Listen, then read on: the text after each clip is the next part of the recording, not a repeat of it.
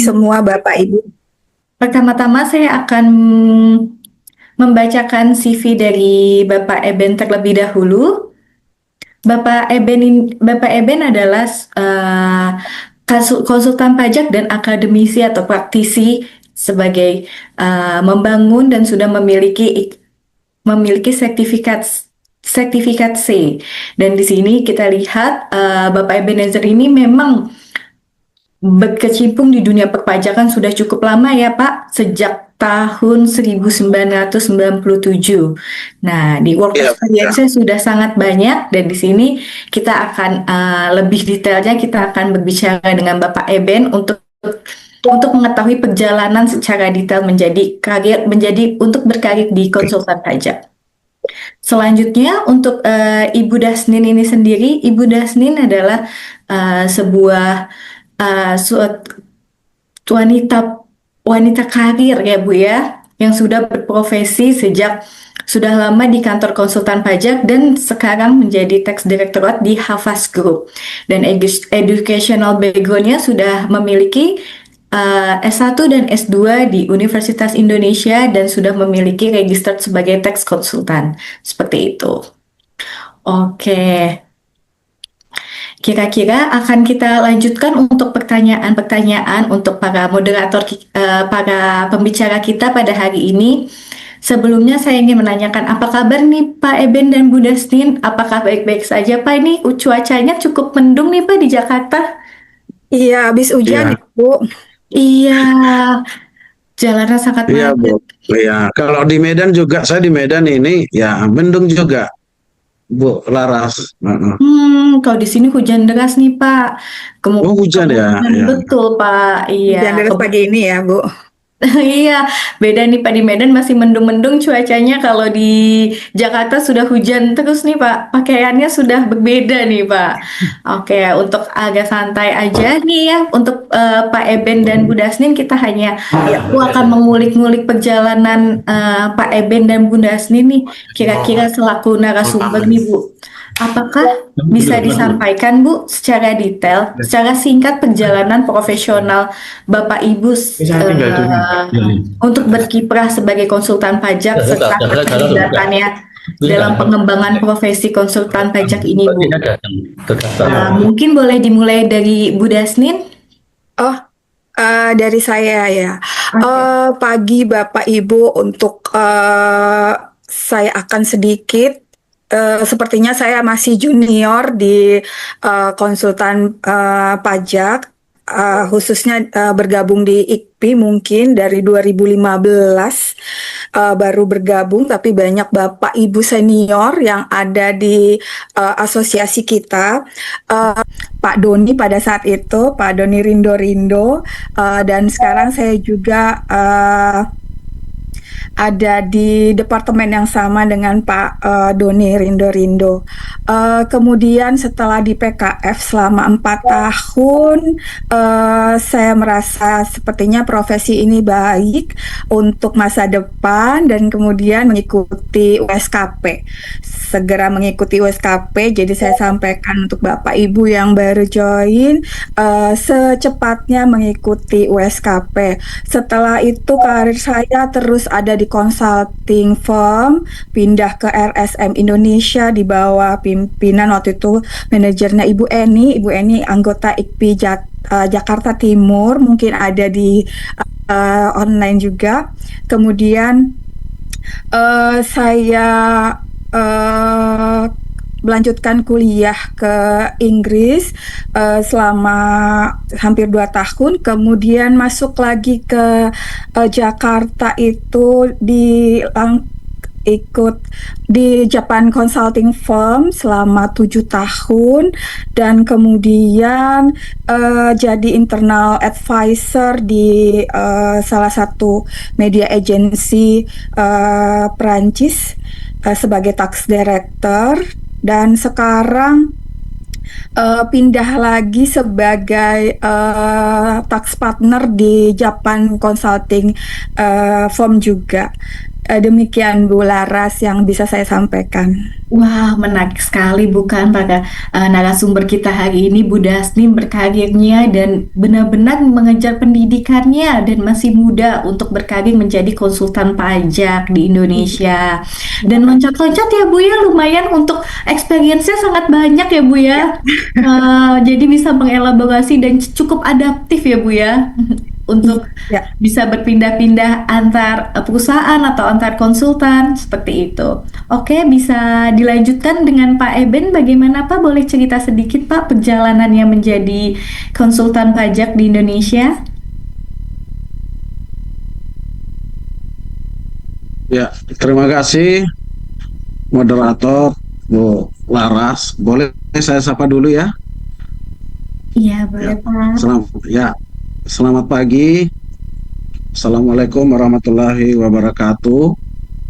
Salam sejahtera, shalom, Om Swastiastu, salam kebajikan, namo buddhaya.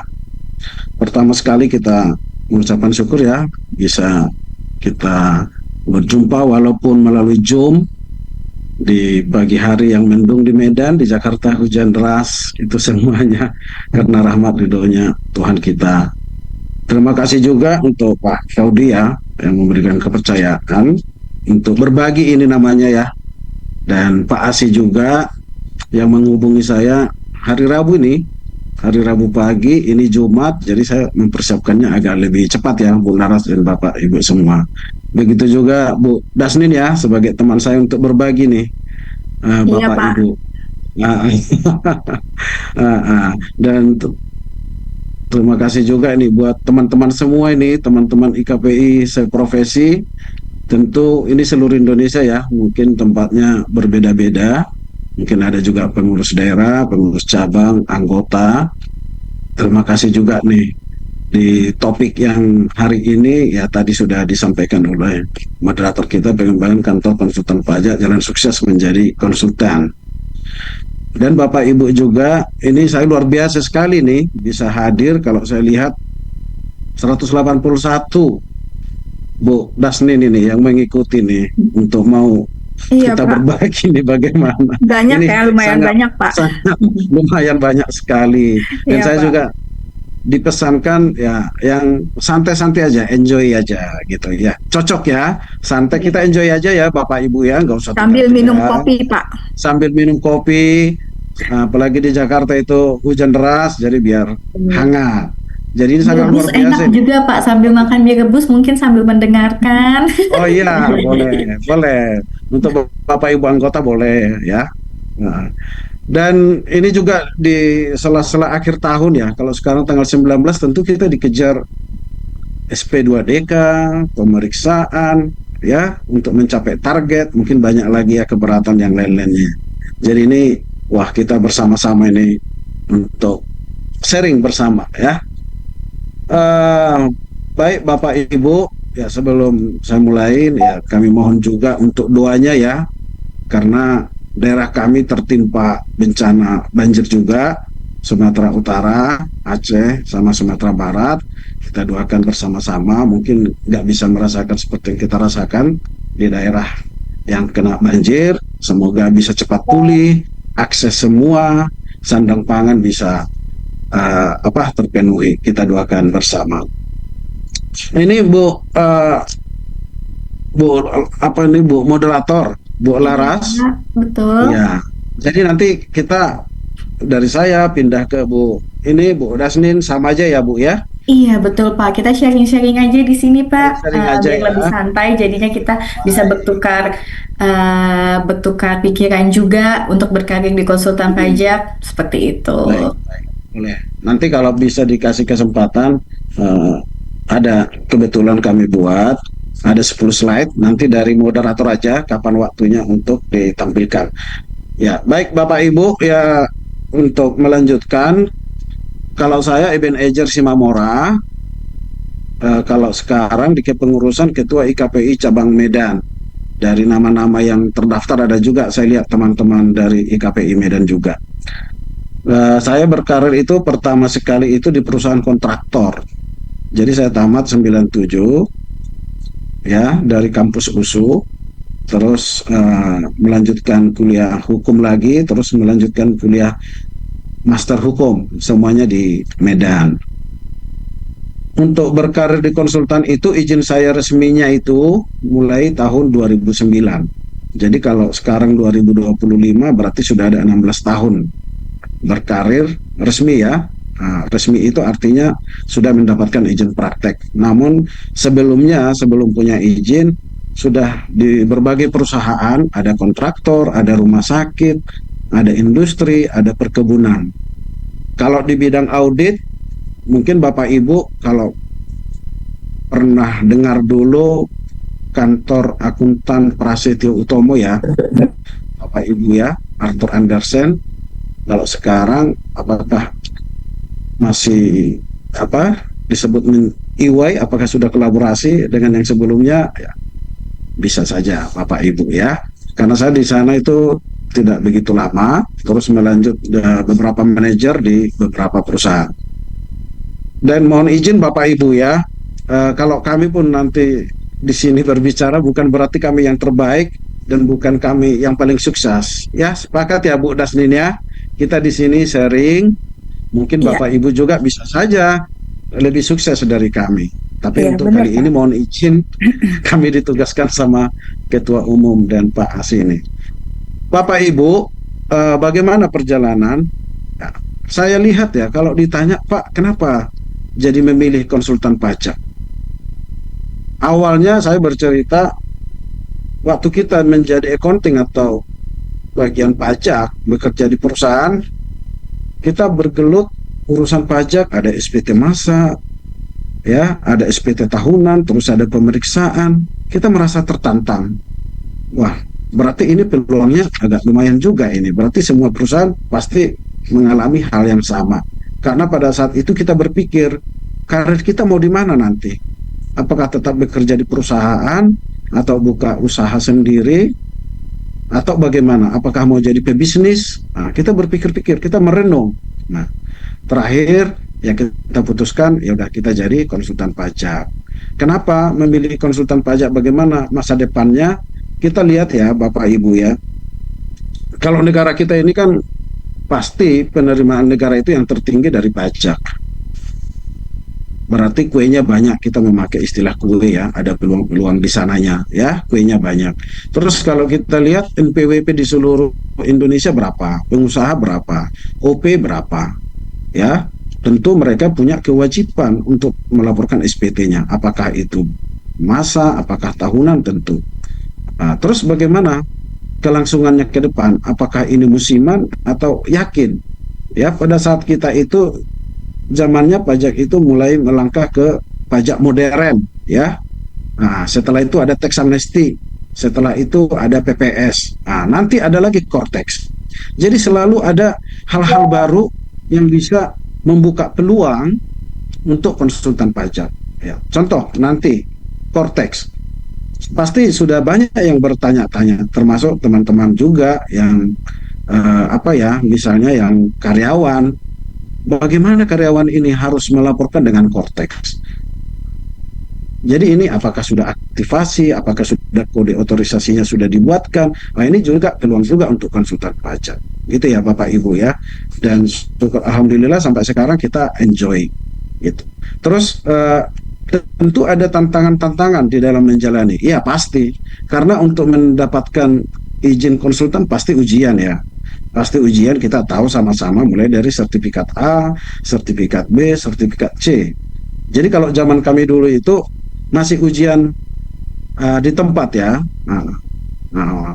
Bukan yang seperti sekarang pakai komputer ya. Terus sudah langsung tahu nilainya berapa, tinggal menunggu pengumuman aja. Jadi kalau kami masanya itu saat itu di gedung YTKI masih digabung di satu tempat. Kalau kami sekarang bisa dikatakan generasi apa kami sekarang ini kalau sekarang kan generasi Gen Z ya.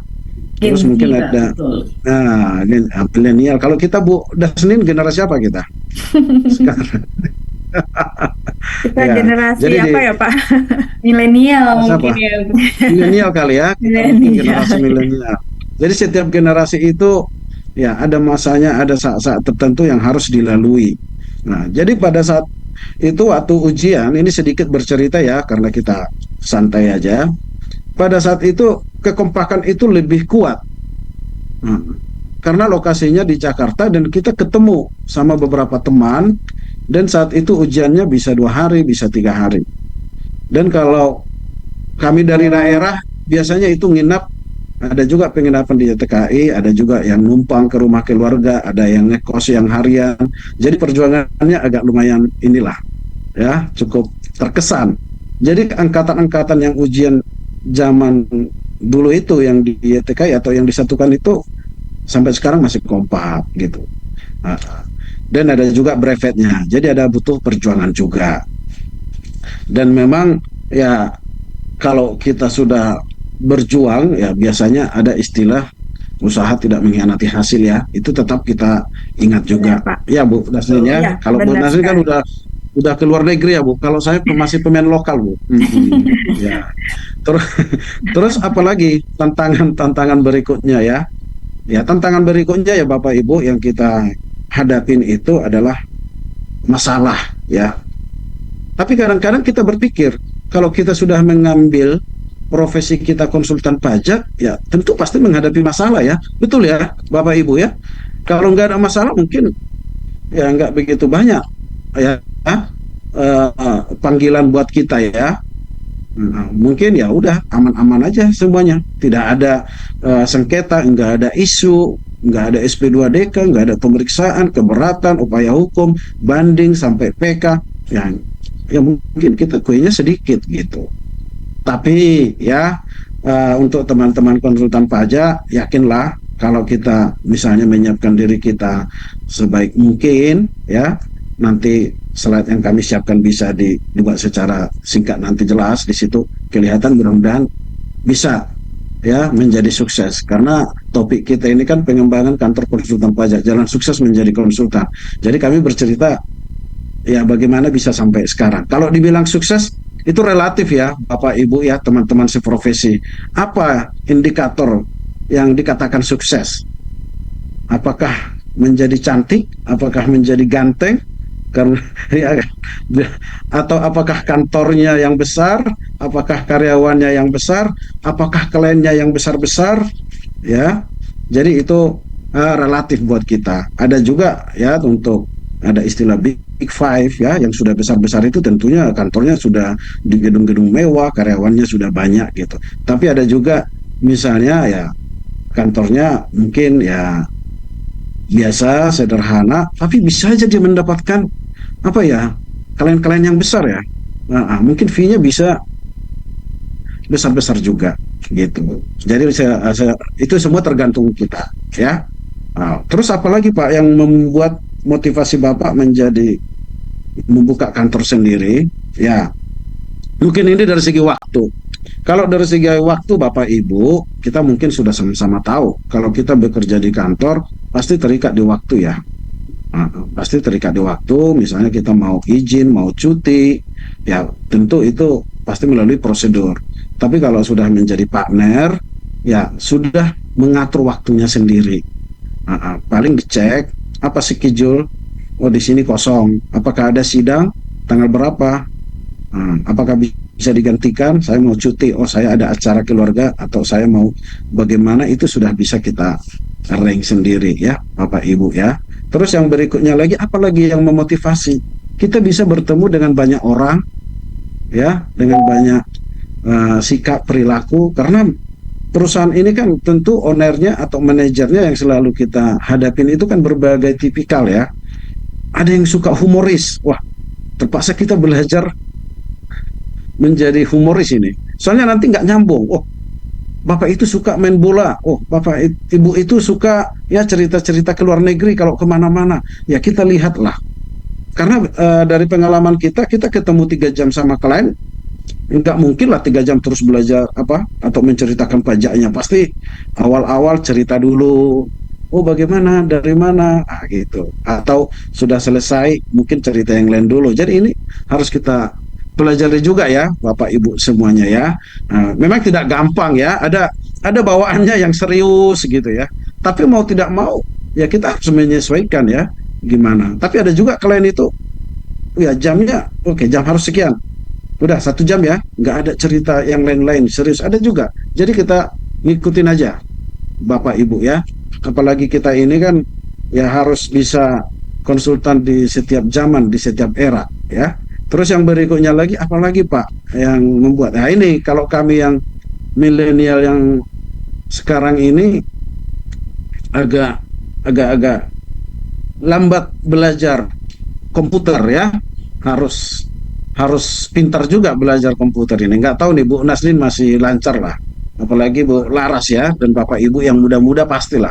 Kita dihadapkan dengan Cortex ya sekarang ya, terus mengajukan surat menyurat nanti kita tentu melalui Cortex, begitu juga melalui upaya-upaya hukum selanjutnya termasuk banding atau PK mungkin nanti semua sudah secara elektronik. Jadi harus belajar, harus mengikuti zaman. Ya kalau memang tidak bisa ya untuk Bapak Ibu ya terpaksa harus meng-hire staff yang ahli, yang pintar di bidang itu. Itu ya Bapak Ibu ya sedikit dari saya supaya berbagi juga dengan Pak Dasnin. Itu ya Bu Laras, Oke, silakan saya terima kembalikan kasih nanti Pak bisa Eben kita atas lagi. sharing-sharingnya. Itu dia Bapak Ibu. Sebenarnya untuk berkarir di konsultan pajak ini perjalanannya memang tidak mudah ya. Tapi ya pada akhirnya kita merasakan apakah kita passionate di industri menjadi konsultan pajak ataukah kita memang pinginnya menjadi tax staff biasa nih Pak di company atau seperti apa. Itu kan menjadi pilihan kita masing-masing individu. Ingin berkarirnya seperti apa. Dan gimana sih Bu Dasnin dan Pak Eben tantangan dan posisi peran konsultan pajak dalam sistem perpajakan nasional. Nah, di sini kan kita tahu sendiri ya Pak, dari DJP atau KPP dia memiliki target-target tersendiri nih Pak. Oh, target saya ini belum mencapai, kayak saya sudah pernah nih Pak ke KPP, contohnya KPP PMB itu dipajang Pak, targetnya baru mencapai Desember ini 85% gitu. Jadinya mendadak langsung oh ya Mbak, ini untuk SP2DK kita close semuanya di Desember ya karena belum mencapai target. Nah, ditambah lagi dengan sistem Cortex yang baru nih Bapak Ibu semua dari Pak Eben dan Bu Dasnin. Sistem Cortex ini kan cukup menyulitkan ya. Mungkin banyak isu juga nih isu juga untuk klien-klien kita. Gimana nih Cortex? Ataukah ada masukan nih Bapak Ibu untuk nanti kan pelaporan orang pribadi atau dan lain-lainnya? Siapa tahu mau mempromosikan juga. Di sini kan belum tentu semua jadi konsultan pajak ya Pak ya. Mungkin saja dari company seperti itu, dari perusahaan-perusahaan. Dan sistem Cortex ini kan cukup menyulitkan ya kalau kita bertanya aja ke AR aja, mereka oh saya juga tidak tahu nih Bu gitu kan Pak. Masih agak error, tapi untuk SPT, sedangkan sebentar lagi SPT orang pribadi ataupun SPT PPH badan perusahaan itu akan dilaporkan melalui sistem Cortex. Nah, kira-kira gimana nih peran konsultan pajak, kita tetap akan maju atau berkarir di konsultan pajak itu semakin sulitnya sistem-sistem ini berarti kita dalam jangka panjang akan terus berkiprah dan tetap eksis ya Pak ya di Indonesia ini sebenarnya. Gimana nih tanggapan dari Pak Eben dan Bu Dasnin? Boleh Bu Dasnin sharing Ah, sedikit? Iya, tanggapan dari saya, mungkin saya mewakili konsultan yang bekerja di kantor ya, belum belum seperti Pak Eben yang sudah memiliki kantor konsultan. Pertama sih semua tantangan, termasuk mungkin Cortex, itu yang harus dimiliki seorang konsultan itu sepertinya memang harus yang istilah anak sekarang tuh agile, gimana ya, bisa beradaptasi dengan semua teknologi gitu. Semakin sulit teknologi sebenarnya semakin baik untuk konsultan. Sebenarnya kan kalau Cortex menurut saya bukan sistemnya yang kompleks, tetapi downtime-nya, apa ya, errornya seperti itu ya, karena biasanya sistem di negara kita dimulai itu trial errornya di wajib pajak tuh, jadi belum belum komplit seluruh fiturnya, tapi kita di trial error. Seperti itu ya yang menurut saya, tapi ini personal opinion. Jadi kembali sebagai konsultan, menurut saya untuk yang di kantor pertama kali yang kita menjadi konsultan, sukses itu bukan berarti selalunya kaya ya, tetapi sukses itu bisa berarti kalau di kantor dapat dipercaya oleh partner kita atau oleh manajer kita untuk teman-teman yang baru masuk sebagai konsultan dan baru menjadi anggota IKPI. Mungkin juga harus pertama itu kita harus selalu siap untuk belajar. Jadi saya juga termasuk tim yang tidak selalu bilang bahwa gen A, gen B, dan gen C cocok untuk Cortex, tapi seluruh konsultan harusnya bisa beradaptasi dengan teknologi. Karena sekarang kita punya AI. Kemarin saya ikut di Kabupaten Bekasi itu tentang AI, itu bagus juga untuk konsultan. Jadi kalau Bu Laras tanya bagaimana nih ke depannya untuk konsultan, menurut saya, menurut penelitian juga, profesi konsultan akan masih tetap bertahan jika konsultannya mampu beradaptasi. Itu yang pertama, mampu beradaptasi dan selalu siap untuk belajar gitu. Saya masuk di IKPI itu saya melihat teman-teman senior itu dengan sibuk, walaupun sibuk banget gitu, mungkin seperti Pak Eben juga punya kantor yang sudah berjalan lama, tapi beliau-beliau ini selalu menyempatkan diri belajar lagi. Jadi menurut saya Cortex itu tidak menjadi masalah jika kita siap untuk belajar dan siap untuk beradaptasi dengan teknologi. Gitu Bu Laras kalau dari saya sendiri. Baik. Paling ini aja sih Bu, kita pengen dilanjutkan aja Pak Eben atau Bu Dasnin. Kira-kira kompetensi utama tadi kan sudah cukup disinggung ya sama Bu Dasnin ya, yang harus dimiliki seorang konsultan pajak itu memang sebenarnya kita harus memiliki survival mode yang tinggi ya Bu ya, kalau ingin benar-benar berkarir di konsultan pajak. Betul, harus adaptif. Secara untuk peraturan-peraturan itu sendiri itu memang tiap bulannya tuh pasti ada seperti itu. Ya. Apalagi sih mungkin dari Pak Eben ada lagi Pak untuk kompetensi utama nih Pak untuk berkarir menjadi seorang konsultan pajak agar bisa berkarir seperti Pak Eben dan Bu Dasnin ini, kira-kira apa-apa yang harus dimiliki nih Pak? Ya, baik Bu Laras. Mohon izin ya Bu Laras sama Bu Dasnin. Ini ada materi sedikit, boleh ya supaya ini ditampilkan ya, boleh Bu Laras? Oke, gimana? boleh Pak. Ya, Mungkin minta tolong dari Pak Asi atau tim IT Pak? udah kita siapkan. Oke, boleh, udah disiapkan. Iya, Jadi Pak Eben sudah mempersiapkan PowerPoint sendiri nih untuk jalan sukses menjadi konsultan pajak dan apa saja kompetensi-kompetensi yang harus ya, dimiliki oleh para konsultan pajak. Kebetulan kan masih banyak yang baru-baru juga ya Pak, baru bergabung menjadi bagian dari keluarga Ikatan Konsultan Pajak Indonesia. Boleh Pak dimulai Pak Eben? ya. Terima kasih Bu Laras. Mohon izin ya Bu Dasnin, Bapak Ibu, teman seprofesi dan yang bukan konsultan pajak juga ya. Ini kita berbagi aja. Ini berdasarkan pengalaman dan tambahan-tambahan dari situasi sekarang. Mudah-mudahan bisa bermanfaat ya. Yang pertama itu ya, mungkin tadi udah disampaikan sebelumnya. Nanti saya skip aja kalau ada poin yang sama. Menjadi tax konsultan yang sukses atau pengembangan kantor konsultan pajak, jalan sukses menjadi konsultan. Berarti jalan sukses ya. Gimana supaya sukses? Berarti perjalanannya seperti apa? Tadi sudah kami jelaskan. Mengenai tax konsultan ini untuk era sekarang itu build for every era, berarti kita harus menyiapkan di setiap era. Kalau dulu kan perubahannya itu kan cukup lama ya.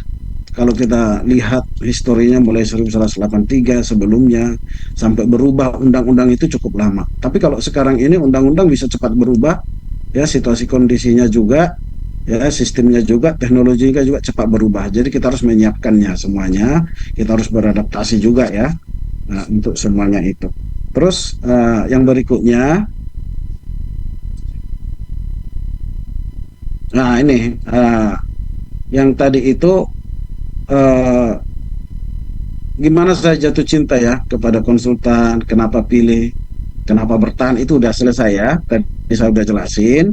Yang berikutnya lagi, nah ini bagaimana untuk menghadapinya, ya smart office, profesional, rapi, fun, ya, seperti itu. Jadi kalau fondasi code kita etika dan kepatuhan, memang kalau konsultan itu kan ada kode etiknya ya, jadi bisa Bapak Ibu baca di situ ya. Begitu juga sistem kerja yang jelas dan standar, memiliki SOP, ya boleh kita buatkan nanti misalnya di kantor masing-masing, terserah gitu.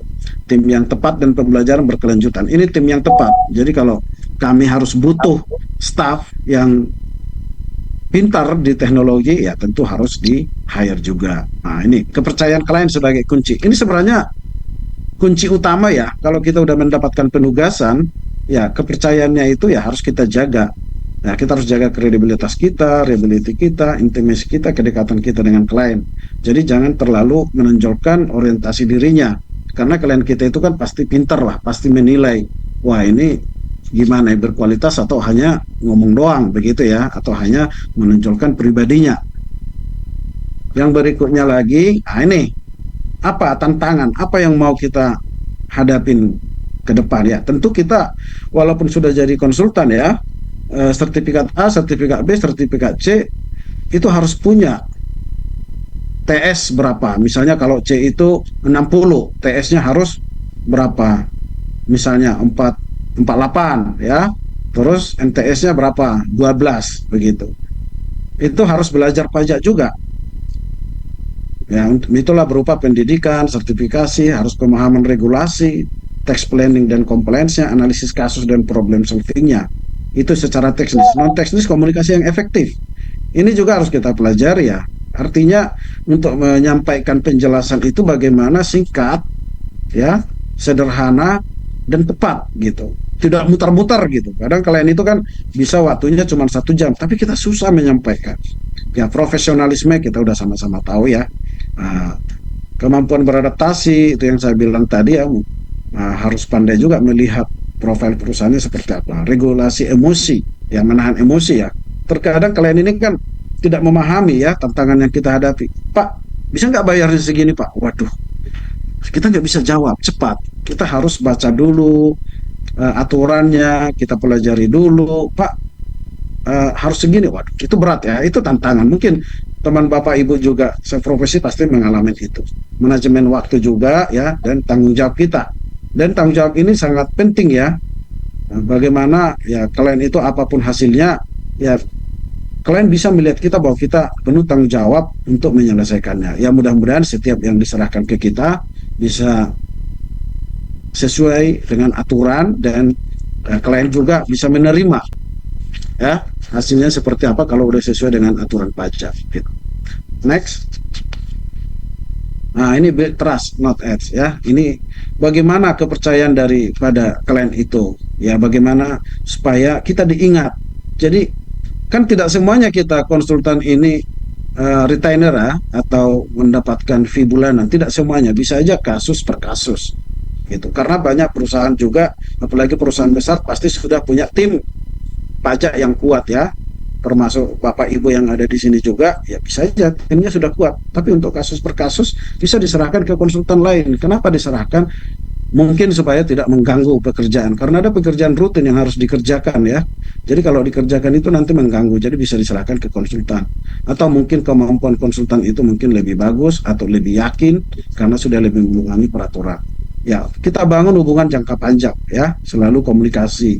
Jadi walaupun sudah selesai ya bisa aja dihubungi ya. Apa kabar Pak, Ibu? Ya, biarkan kalian jadi brand ambassador. Ya, biarkan mereka menjadi duta kita. Wah, kalau konsultan ini bagus ini. Nah, komunikatif, tanggung jawab seperti itu. Yang berikutnya, nah, spread awareness not noise ya. Nah, ini kita harus pandai juga ya untuk menggunakan sosial media ya, walaupun sebenarnya kita nggak boleh beriklan ya kalau konsultan pajak ya. Tapi sosial media ini bisa kita buat untuk edukasi pajak ya. Nah, terus eh, ya edukasi sambil promosi, bangun kredibilitas melalui pengalaman. Seperti tadi di awal, udah menceritakan bagaimana pengalamannya untuk kasus mulai dari apa ya, kasus SP2DK ya sampai PK mungkin udah kita masukkan, termasuk juga TPDoc tadi ya, bagaimana penyusunan TPDoc, kita juga bisa memahaminya. Accounting juga, hukum juga, ya banyaklah ya yang harus kita persiapkan. Berikutnya, nah ini kerja keras, hati nggak stres. Wah, kalau di Desember ini ya tadi udah dibuka Bu Laras ya. Ini banyak SP2DK. Gimana ini mau liburan ini? Sudah beli tiket ya. Mau jalan ke luar negeri atau pulang kampung Natalan ya, atau kumpul sama keluarga di akhir tahun. SP2DK belum kelar ya, masih ada closing, pemeriksaan, masih ada SPUH, keberatan. Gimana ini? Ya kalau sidang mungkin ya bisa ini ya, reses ya. Nah, jadi ini yang harus kita kejar. Nah, kemarin ada Natal DJP Kanwil Sumut 1, saya juga hadir, diundang pengurus IKPI. Ya, Bapak Kakanwil sampai menyampaikan ke keluarganya, mohon maaf ya Bapak Ibu, kalau suaminya atau istrinya tidak dikasih cuti, karena kami masih kerja keras untuk pencapaian target penerimaan. Itu. Nah, jadi kita juga konsultan, ya terimbas juga ya. Kalau klien kita memang masih ada kasusnya yang masih jalan atau SP2DK-nya yang masih jalan, ya kita harus standby ya, Bapak Ibu ya. Jadi terganggu juga, gitu. Tapi nggak apa-apa, ya ya enjoy aja, nggak usah terlalu stres ya, karena memang masanya ada yang seperti itu. Nanti ada masa santainya juga. Jadi kalau konsultan pajak itu Desember sampai April memang sudah mempersiapkan diri ya, supaya standby di kantor dan lebih serius tapi tetap santai ya. Oke, next. Ya, nah ini anak muda. Saya dititip pesan juga ini, supaya anak muda juga supaya semangat menjadi konsultan pajak ya. Ya, anak muda ya saatnya menjadi problem solver. Jadi konsultan pajak ini saya selalu bilang ya Bapak Ibu ya. Ini konsultan pajak ini sama dengan profesi yang lain juga ya. Misalnya dokter, ya pasti menghadapi orang yang sakit ya, Bapak Ibu ya. Kalau pengacara ya pasti menghadapi permasalahan baik itu pidana maupun perdata. Ya kalau konsultan pajak ya pasti menghadapi permasalahan bagaimana ya mulai isu perpajakan dari awal sampai akhir ya. Kalau untuk kepatuhan compliance bagaimana menyusun SPT masanya, SPT tahunan supaya benar, lengkap dan jelas sesuai aturan ya. Nah, itu juga kita harus siapkan. Jadi itu tugasnya. Makanya di dalam memilih konsultan pajak harus tahu juga apa yang harus dikerjakan sampai titik mana nantinya kita harus menuntaskannya. Ya, jadi kalau kalian itu tentu pastilah punya tantangan yang berbeda-beda ya. Nah, tapi itu harus kita hadapilah. Kan semuanya kan ada di aturan ya. Tapi aturan kita kan terlalu banyak. Sudah ada undang-undangnya, ada peraturan pemerintahnya, ada Kemenkeu-nya, ya banyak, ada perdirjennya, ya banyak ya, ada surat edarannya, ya harus dipelajari juga. Ya, berikutnya. Mohon maaf ya Bapak Ibu ya, saya singkat-singkat aja karena waktunya kan tidak banyak ya Bapak Ibu. Ya, jadi problem solving dengan cara kamu sendiri ya, build your own signature style. Apakah kamu kreatif, analis, komunikatif atau tech savvy. Nah ini teknologi yang sekarang ini ya harus diikutin ya, harus belajar juga. Tadi mengenai Cortex sudah kita bahas, memang ada permasalahannya ya, mungkin tidak lancar. Nah, jadi saya selalu berdiskusi ya Bapak Ibu, kita sharing ya. Kalau diundang Pak Kakanwil atau kepala kantor bagaimana ini sosialisasi Cortex ke wajib pajak, ya sudah sama-sama tahu sekarang memang lagi pembenahan ya. Mudah-mudahan di akhir tahun ini semuanya sudah tuntas, terus di awal Januari sudah bisa running. Itu yang disampaikan ke kita. Masukan-masukan apa kendala-kendala juga kita sampaikan juga.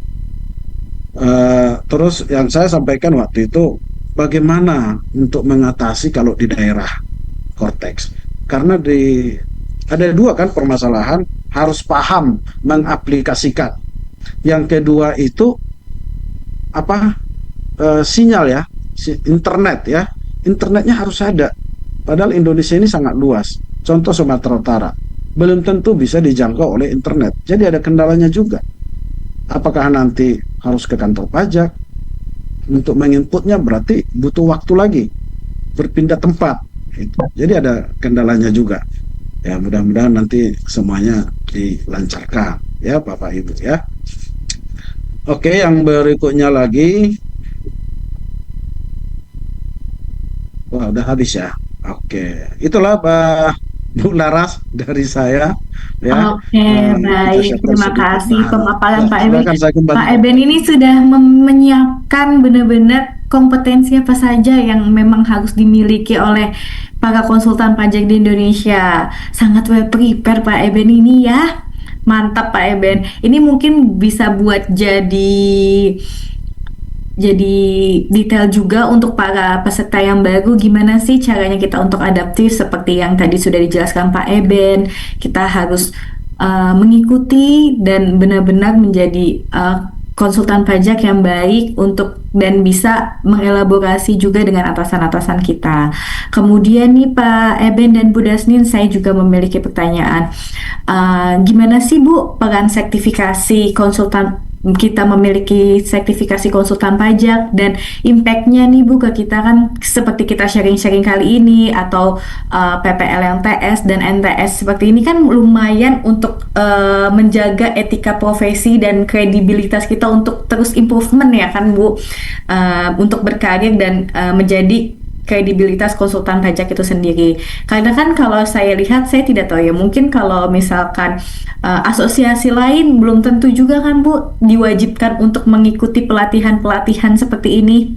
Seperti itu. Nah, saya mau tanya lagi nih untuk Pak Eben dan Bu Dasnin, tantangan apa sih yang paling sering dihadapi konsultan pajak pemula dan strategi efektif untuk menghadapinya kira-kira seperti apa nih Pak? Atau boleh dari Bu Dasnin terlebih dahulu Bu?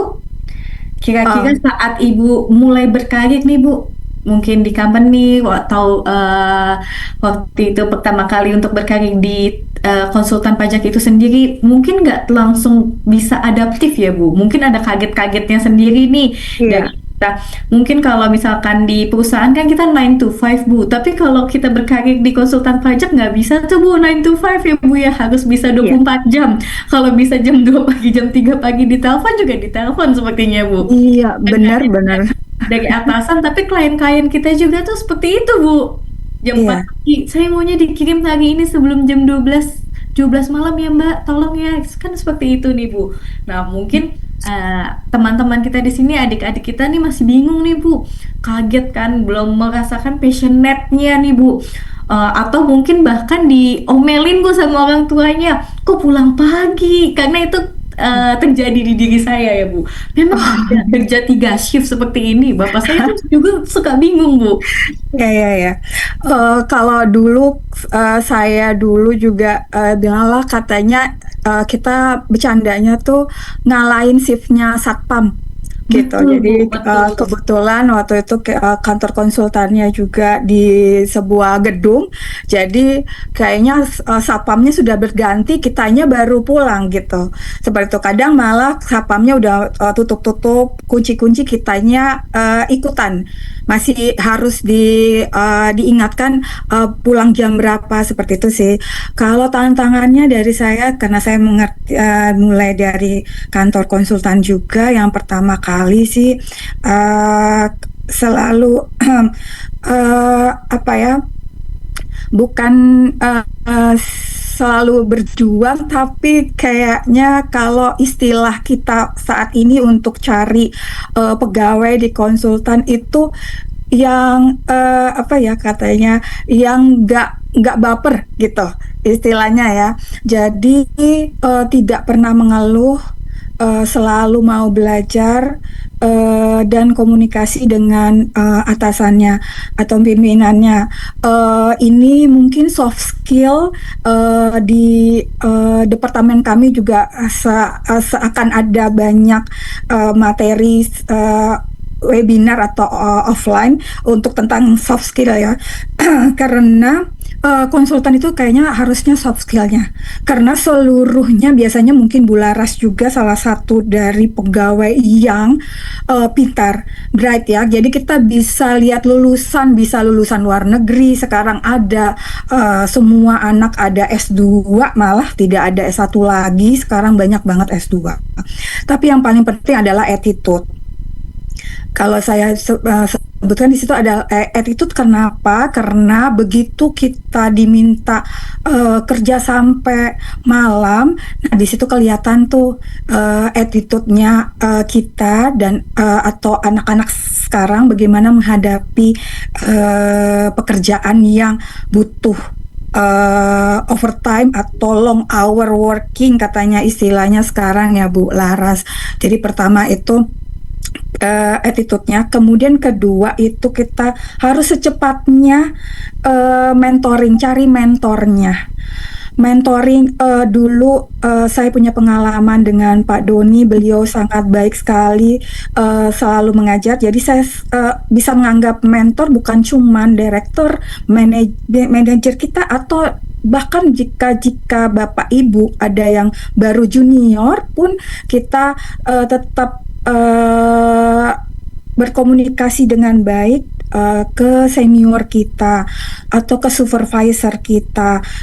Seperti itu sih yang saya lihat. Jadi pertama kita attitude-nya, kemudian kita harus komunikasi dengan atasan dengan baik. Komunikasi ini juga bukan dengan atasan juga, tapi diperlukan untuk menghadapi klien nih, Bapak Ibu. Harus selalu diinformasikan jika ada kayak project yang seharusnya deadline-nya hari ini tapi kita masih finalisasi. Tapi kalau komunikasi dengan baik, sepertinya klien akan mengerti gitu. Terus menghadapi long hour itu tadi apa sih, kita cari mentoring. Bagaimana sih ke supervisor kita, gimana nih caranya? Cara cepatnya gimana? Istilahnya seperti itu ya Bu Laras atau Bapak Ibu sekarang.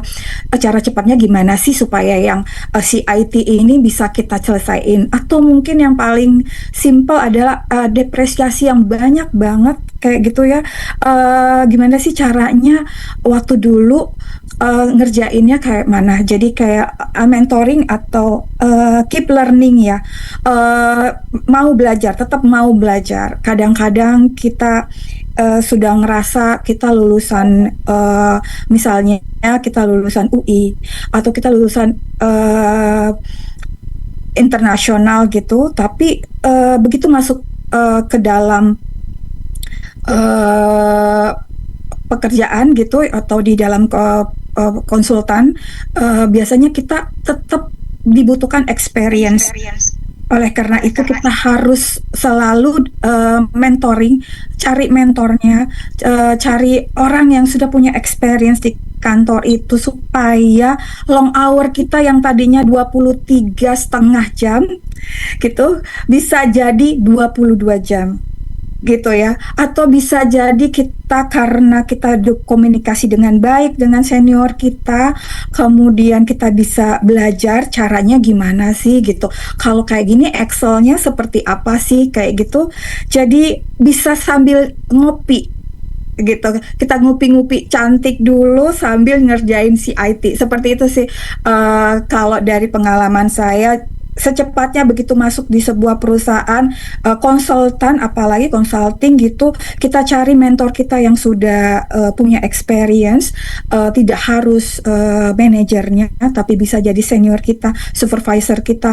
Bagaimana sih menghadapi klien A, bagaimana sih kalau long hour, atau mungkin tips dan trik bagaimana menghadapi manajer kita sendiri, seperti itu ya. Oh kalau Ibu A bagaimana sih? Oh kalau dia nanti akan apa reviewnya setelah makan siang gitu. Jadi kita bisa atur waktu kita. Seperti itu sih kalau dari saya. Mungkin Pak Eben bisa melanjutkan lagi. Oke, terima kasih Bu Dasnin. Pak Eben mungkin mau menambahkan Pak, tantangan apa sih Pak untuk para newbie nih Pak, diibaratkannya untuk berkarir di konsultan pajak yang baru bergabung. Mereka kan Bapak kan pastinya sudah lama sekali nih Pak. Apakah masih ingat Pak saat-saat awal dulu di Arthur Andersen ya Pak ya dulu ya? Gimana tuh Pak perasaannya? Apakah lihat matahari nih Pak? Apakah bisa seperti sekarang kan anak-anak Gen Z ini lebih mengedepankan work-life balance Pak katanya Pak. Iya Apakah memang di benar-benar. konsultan Bapak sendiri atau di Ibu nih Bu Dasmin? Apakah menerapkan work-life balance Pak? Apakah bisa seperti itu? Atau memang kita tetap sama saja seperti dahulu Bapak atau Ibu memulai karir, meniti karir. Sebenarnya sih kalau menurut saya sekarang jauh lebih enak ya. Karena sekarang pengadilan pajak kan sudah banyak yang online ya Pak ya. Iya Tidak benar. seperti sebelumnya nih Pak. Kalau dulu zaman saya juga baru-baru awal masuk pengadilan pajak itu masih offline dan kita harus print atau hard copy itu bener-bener harus 3 atau sampai 5 Iya iya iya. untuk Ya benar majelis sekali. hakim, untuk panitera. Saya kira sih untuk angkatan angkat zaman sekarang sih udah memprepare soft copy lebih mudah ya Pak ya. Sudah ada e-matre juga. Kalau dulu saya pagi-pagi belum pulang udah ngantri di kantor pos Pak. Benar benar Ke benar. pengadilan Pak. Ya kan Pak, menurut saya sekarang Iya. jauh lebih ringan karena dengan adanya COVID mungkin ada dampak positifnya juga ya untuk para konsultan pajak Iya. ini jadi bisa melakukan persidangan online dan submitnya sudah menggunakan self folder, glass paper juga ya Pak ya untuk menjaga bumi ini seperti itu. Ada lagi dari Pak Eben Pak, mungkin tips and triknya untuk kami-kami semua Pak bisa menggeluti dan berfokus menjadi berkarir di konsultan pajak agar nggak kaget nih Pak, karena banyak baru masuk 3 bulan kayaknya udah menyimpulkan saya nggak passion deh di sini atau dari orang tua ini udah melarang gimana tuh Pak? Ya, ya. Makasih Bu Laras Setiawita ya. Betul Pak. Harus tetap setia kita sama konsultan pajak kalau begitu. Ya, tadi Bu Dasnin sudah banyak ya menyampaikan. Ya. Eh, Kalau dari saya mungkin kita pisahkan dulu ya. Berkarir menjadi konsultan pajak buka kantor yang baru atau menjadi konsultan tapi masih bekerja di perusahaan ya. Kalau berkarir menjadi buka kantor baru tantangannya lebih berat ya. Tantangannya lebih berat karena kita khawatir gimana ya kok nanti saya buka kantor nggak ada klien nih gitu. Gimana ya untuk membutuhi kebutuhan keluarga. Karena saat itu saya buka kantor kan sudah berkeluarga. Memutuskan untuk keluar dari perusahaan itu memang pergumulan yang sangat berat. Ya, tapi kalau memang niatnya sudah yakin ya, saya buka kantor, ya, pasti itu bisa berjalan lancar lah. Kalau triknya saya kasih sedikit ya. Kalau saya dulu itu sebelum berani buka kantor itu sudah ada dulu yang menjamin bahwa kalau saya keluar ada konsultan ada perusahaan menjadi klien saya gitu. Tapi tolong untuk Bapak Ibu yang teman-teman yang masih muda tetap eh, etika ya kita jaga, kode etik tetap kita jaga. Artinya janganlah pula klien dari perusahaan kita itu kita ambil kita buka kantor kan gitu kan, jangan ya. Nah, jangan. Jadi tetap kita jaga. Ya harus dari luar dari kantor kita. Karena kita kan nanti toh bergabung di keluarga besar IKPI. Itu dulu triknya. Jadi saya nggak mengganggu. Tadi udah disebut Bu Laras dari Arthur Andersen. Ya itu nggak ada kaitannya. Itu semua yang baru-baru lah di luar klien dari perusahaan yang kita tangani. Terus yang berikutnya tantangan menjadi konsultan tapi masih bekerja di perusahaan atau bekerja di kantor konsultan pajak sudah disampaikan juga tadi ya.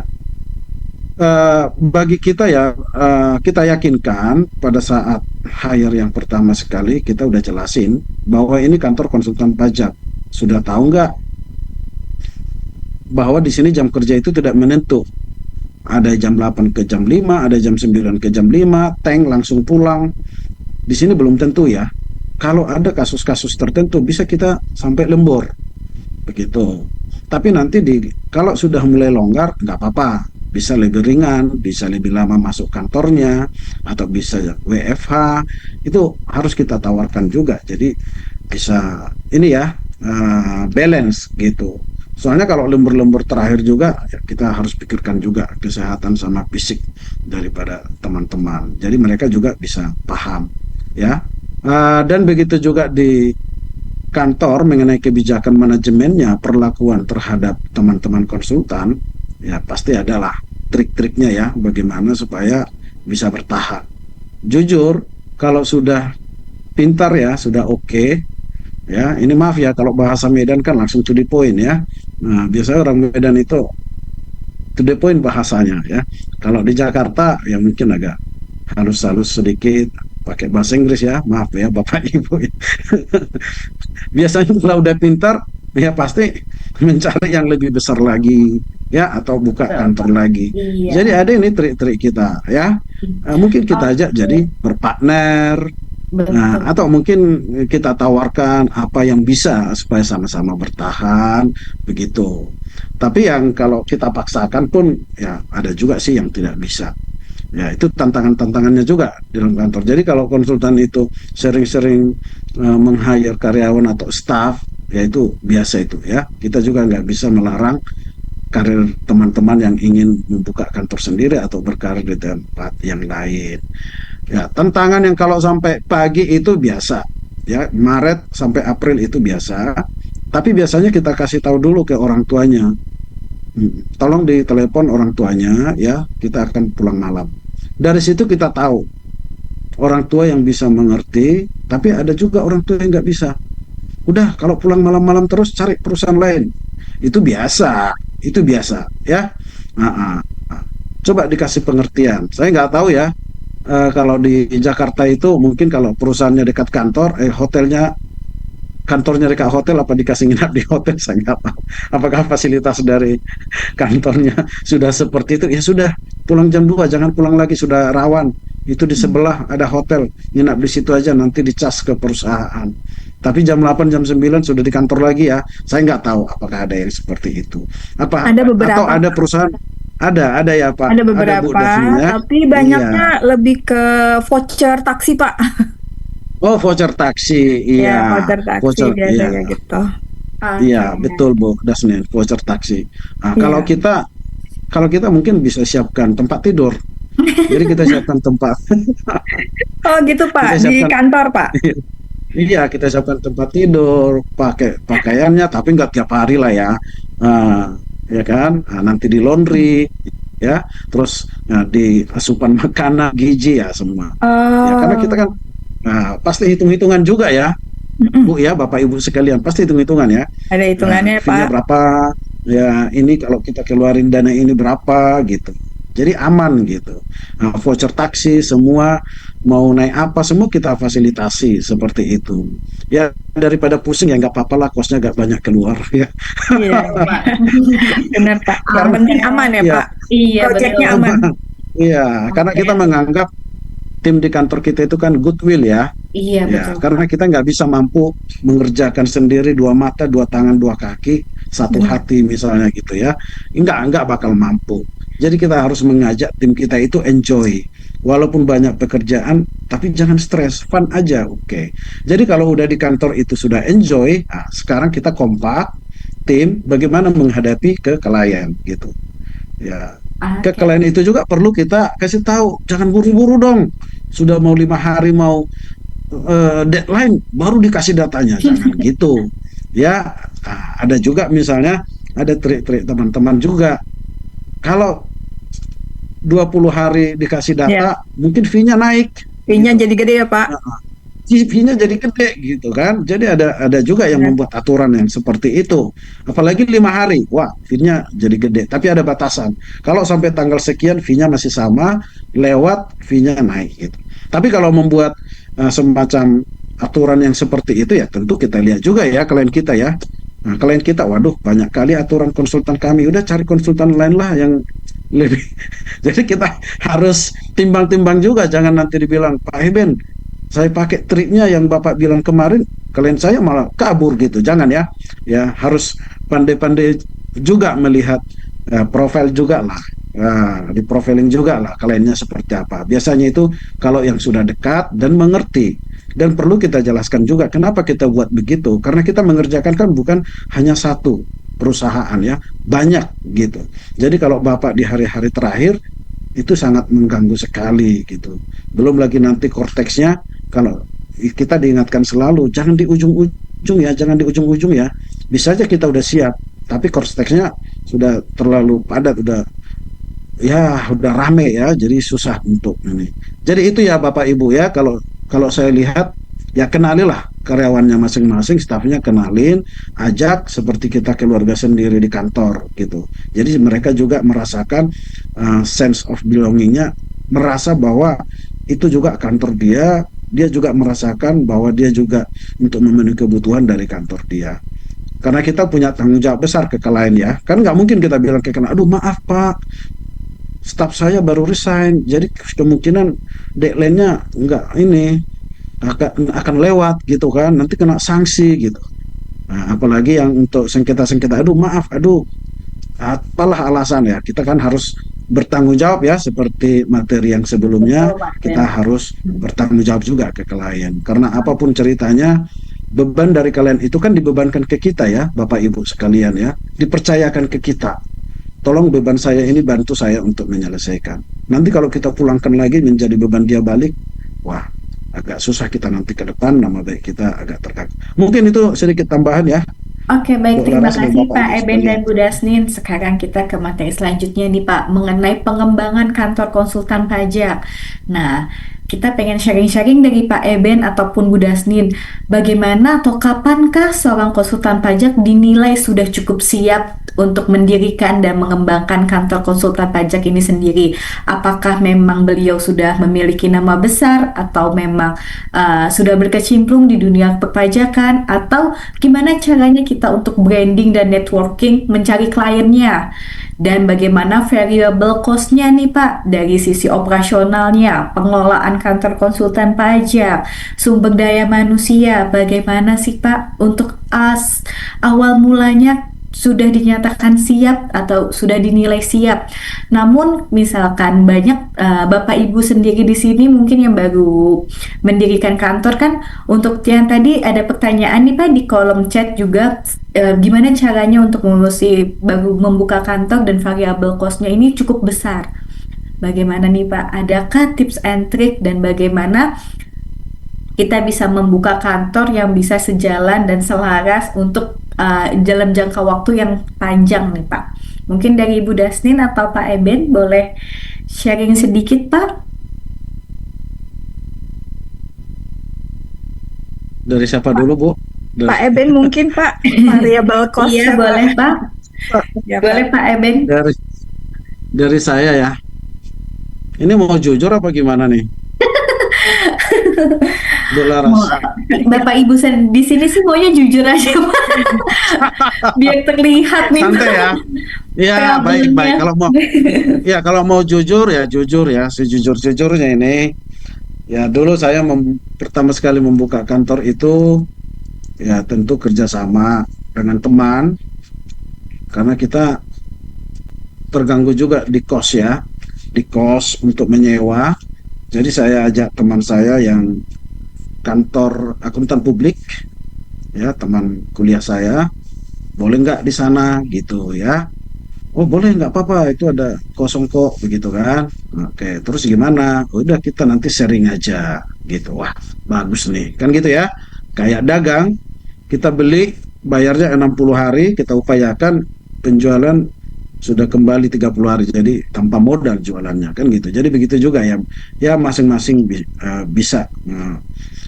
Setelah itu ada satu klien kerjasama, terus makin berkembang, terus hire dulu satu orang, itu masih satu meja, terus komputernya juga masih sharing gitu ya, tapi lama-lama bisa berkembang. Jadi ini masalah keyakinan aja. Kalau kita yakin bisa, itu dari usaha kita ya. Terus yang kedua dari kemampuan ya.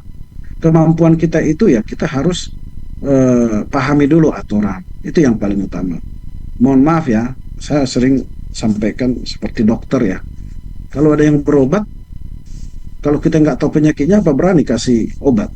Jangan-jangan makin parah sakitnya ya. Nah, bukan makin sembuh kan gitu ya. Begitu juga kita konsultan, ya di kode etik juga ada disampaikan di situ. Ya, kalau menerima penugasan itu benar-benar harus dikuasai, harus dipahami gitu. Jangan coba-coba ya. Soalnya nanti korbannya klien kita kan gitu kan. Gitu. Kalau di situ seperti apa? Kan ada dibuat ya sertifikat A, sertifikat B, sertifikat C.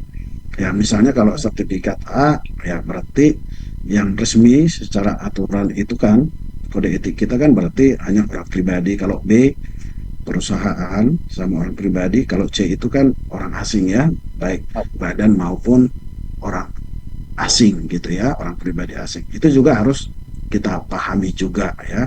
Apalagi aturan-aturan yang sekarang sudah sering ganti-ganti kita pahami juga. Tip yang berikutnya ini kalau kita pemula itu yang pertama itu ya trust ya, harus dibangun ya. Trust. Memang kita butuh biaya. Aduh gimana nih, kita butuh biaya pertama untuk gaji, untuk lampu listrik, untuk inventory gimana. Ya, saya yakin ya kue, saya istilahnya kue ya, atau WP-WP itu masih banyak yang belum tergali. Potensi wajib pajak itu masih.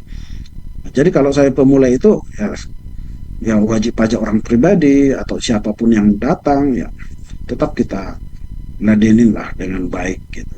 Ya mungkin kalau perusahaan besar sudah berbeda ya. Ya mungkin ada standar fee-nya ya, atau seperti teman-teman mungkin ada standar fee-nya. Kalau nggak fee-nya sekian mungkin tidak masuk ya untuk di kantornya. Dan itulah kue-kue yang bisa dibagi untuk pemula-pemula ya, untuk ya step by step lah supaya lebih maju. Kalau mengenai umur ya, kalau mengenai umur mulai usia berapa kalau ditanyakan tadi, eh, saya nggak bisa ya menyampaikan usia berapa, itu kan tergantung dari kemampuan seseorang, kecerdasannya. Tapi kalau saya memberikan masukan ya, kalau bisa bekerja dulu lah di perusahaan supaya tahu bagaimana sistem accountingnya, ya bagaimana menjurnalnya. Kalau yang jurusan accounting, ya kalau jurusan yang hukum atau yang lain-lain mungkin bisa belajar brevet ya, yang pajak, terus bisa juga belajar akuntansi. Karena pajak ini tidak terlepas dari akuntansi, tidak terlepas dari laporan keuangan gitu. Jadi kita bisa mengikutinya.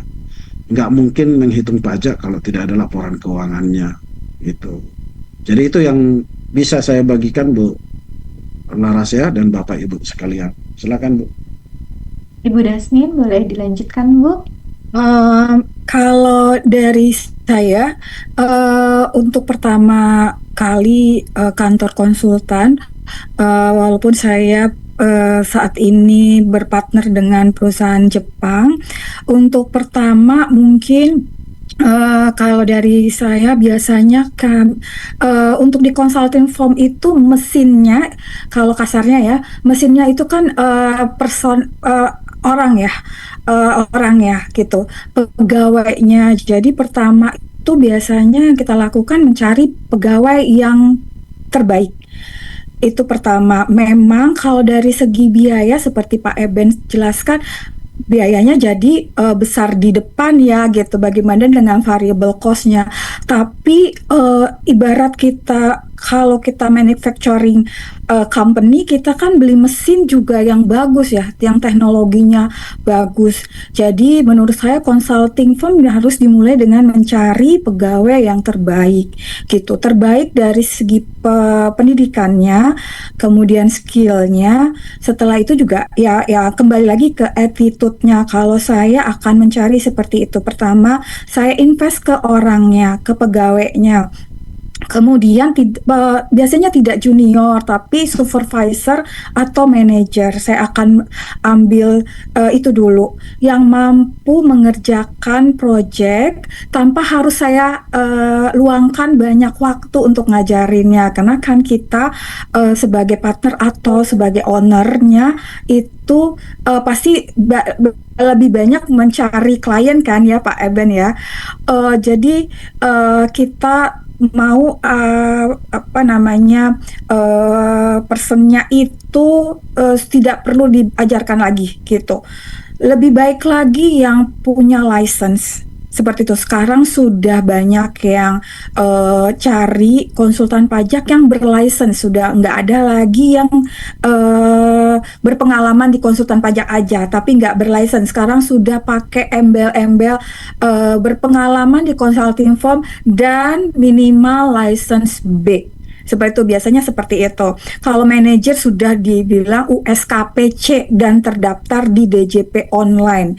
Jadi saya sampaikan untuk Bapak Ibu yang baru join asosiasi IKPI secepatnya memenuhi USKP karena itu jadi bargaining power kita untuk bukan pindah kerja, untuk mencari klien dan mungkin untuk performance kita kalau yang masih bekerja di perusahaan itu dulu. Jadi memang invest di depannya untuk gaji pegawai yang terbaik dan bisa manage.